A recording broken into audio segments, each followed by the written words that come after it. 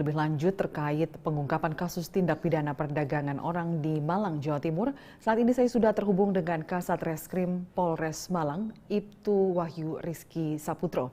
Ya, selamat petang Pak Wahyu. Selamat petang, Mbak Lydia.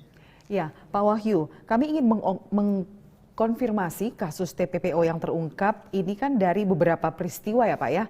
Nah, bisa dijelaskan kasus ini seperti apa kronologisnya?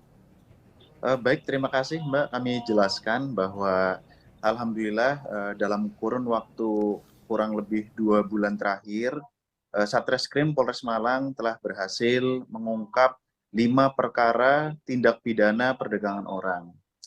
Terhadap 5 perkara tersebut, kami berhasil mengamankan 7 tersangka, di mana 2 tersangka sebagai penyalur pekerja migran Indonesia, tujuannya ke Timur Tengah. Jadi pada terkait perkara ini kami berhasil mengamankan 2 tersangka yang saat mengantarkan atau memberangkatkan 4 orang yang akan berangkat ke Timur Tengah. Kemudian untuk 4 perkara lainnya terkait dengan perdagangan seks komersial. Jadi kita mengamankan 5 tersangka lainnya terkait dengan tindak pidana perdagangan orang yang menjajakan seks komersial. Nah, ya, kemudian berapa korban keseluruhan dari setiap kasus yang ditangani oleh Polres Malang? Baik, untuk TPPO terkait dengan PMI ada 4 korban, semuanya sudah dewasa dan berasal dari Nusa Tenggara Barat yang saat itu sudah ingin berangkat. Kami melakukan penangkapan waktu itu. Kemudian terkait dengan pekerja seks komersial, ada 8 korban yang kami selamatkan. Dari 8 korban, 7 diantaranya masih di bawah umur. 7 diantaranya masih di bawah umur. Nah, terkait TPPO dengan 4 korban yang diselamatkan di saat penangkapan para pelaku yang dijanjikan sebelum berangkat, sudah berapa lama waktu di saat mereka mungkin ada di rumah penampungan seperti itu?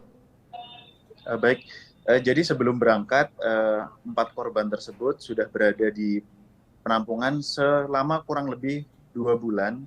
Jadi 2 bulan ditampung di salah satu rumah di Kecamatan Dampit, Kabupaten Malang.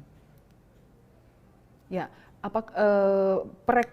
proses perekrutan katanya kan ini 4 korban TPPO ini memang asli dari Nusa Tenggara ya Pak ya. Nah, apakah perekrutan ini jarak jauh atau memang sang pelaku atau tersangka perekrut ini memang datang langsung ke tempat tinggal para korban? Untuk cara perekrutannya menggunakan online, jadi korban ini mendapatkan tawaran melalui situs online.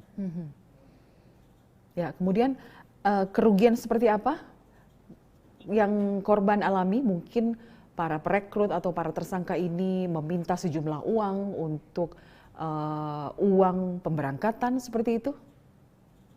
Yang jelas kalau sampai dengan saat ini dari hasil pemeriksaan terhadap 4 korban tersebut belum pernah dimintai uang, justru malah sebelum berangkat mereka diberikan uang. Tapi mereka dijanjikan ketika sudah berada di luar negeri terkait gaji dan sebagainya, nanti sebagian akan disalurkan atau dibagi ke pihak yang memberangkatkan tadi, Mbak. Ya, Pak Wahyu, para korban ini saat ini ada di mana? Untuk para korban sudah kembali ke daerah asal, ke NTB. Kemudian untuk perkara ini alhamdulillah sudah tahap 2, sudah kita limpahkan ke kejaksaan.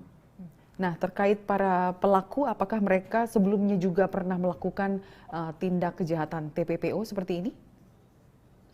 Dari keterangan para tersangka, baru pertama kali. Namun ini masih terus kita lakukan pendalaman karena kita saat ini konsen untuk melakukan pemberantasan khususnya terhadap kejahatan tindak pidana perdagangan orang. Baik. Terima kasih Kasat Reskrim Polres Malang, Ibtu Wahyu Rizky Saputra sudah berbagi bersama kami di Presisi Petang. Terima kasih, selamat sore. Salam presisi. Terima kasih, selamat sore.